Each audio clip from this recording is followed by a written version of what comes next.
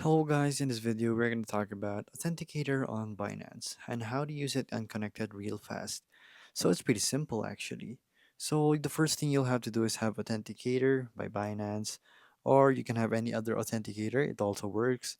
And then going to Binance, going to your security. So I'm going to skip all the settings part because there are private information there. So as you can see right here, my passkeys and Authenticator app is enabled. So it's pretty simple to actually add it. So all you have to do is press the Authenticator app right here, and then you're gonna be able to add a authenticator. So it's gonna give you a code that okay, that's Ethereum right there.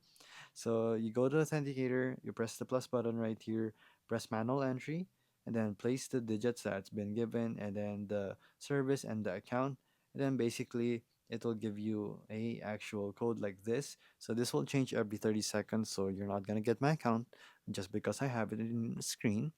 So you copy it, you go back to Binance. That's not Binance. So you go back to Binance. It will ask you to actually confirm that you have the code. Press it, and then it's gonna be added into your Authenticator app, and then it's gonna be okay now. So I also recommend you use passkeys like biometrics, Face ID, fingerprint scanner also works. So that's the best. And then password also for extra layer of security if you want to. So that's how you add Authenticator on Binance, and it's very simple. So this video was helpful. Please hit the like button and don't forget to subscribe.